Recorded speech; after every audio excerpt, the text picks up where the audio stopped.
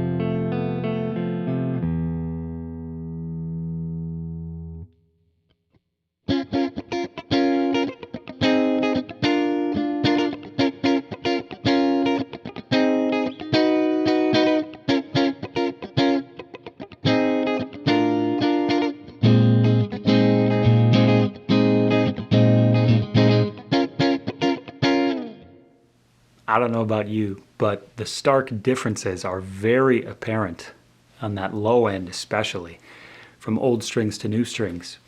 You hear that the new strings push the amp in a different way. The sustain is comparable, but I would say the transience is definitely a lot more present on the new strings, as one would expect. It was very interesting when I put on the new strings, same gauge, same type, so I just went Slinkys to Slinkys, same pack. I actually needed to do a little bit of a neck adjustment. The old strings held a little bit different tension at first. I don't know if it's I hadn't broken the strings in enough. I was pre-stretching them, played them around for about an hour before I recorded, but who knows? Perhaps it's a coincidence, perhaps not. Let's give a listen to some overdrive.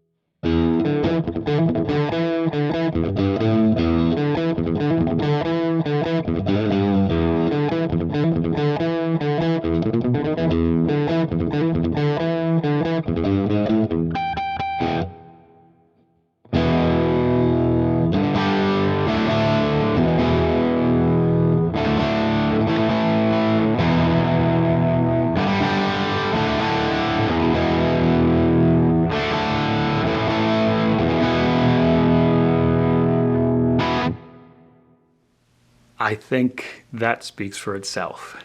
The harmonics pop a little bit more with the new strings, but I think the biggest difference is the output of the guitar. Because you're driving more of that treble end with all the transients and that clarity of attack of a new string, you're actually pushing the amp a little harder.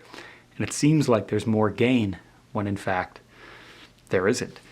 I know Brian May with his Red Special would use a treble booster to get more out of his Vox AC30. Perhaps it's the same sort of principle here. Now let's listen to some big crunch tones.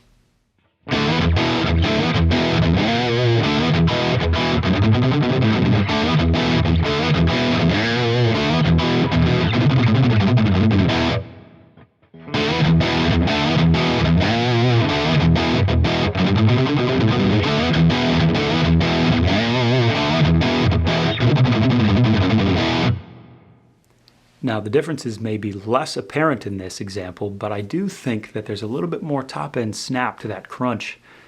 It's kind of interesting, and especially on that low descending pattern, you get a little bit more clarity, but with an oversaturated guitar tone,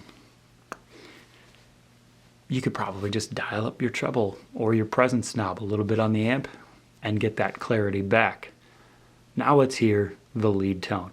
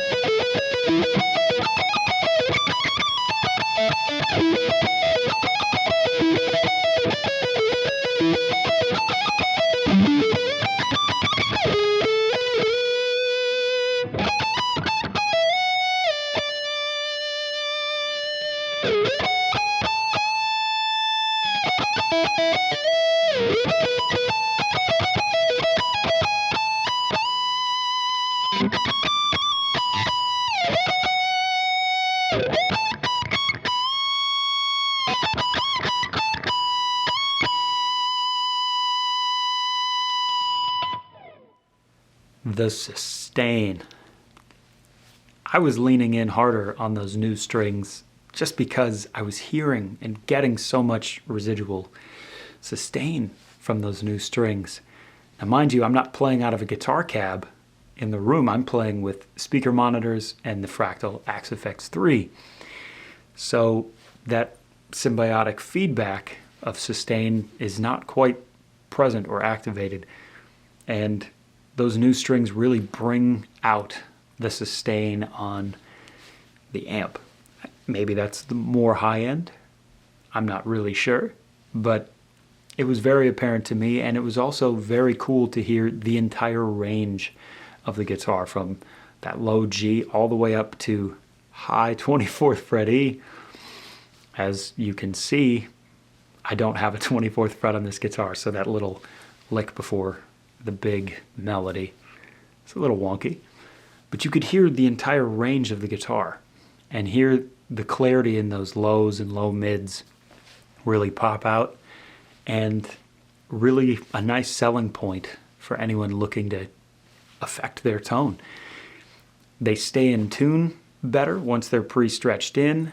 They've got that clarity, that consistency. If you're changing them every day or every performance, you're going to have the same tone, whereas over time, as the string wears down, you might have to be changing your gain settings or your volume settings. Maybe your low end has to go down and your presence or treble goes up.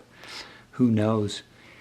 The output's definitely changing and the feel will change. So you'll become accustomed to these older strings, and then when you change them, you're in for sometimes a very rude awakening on the calluses if you haven't been working new strings as much.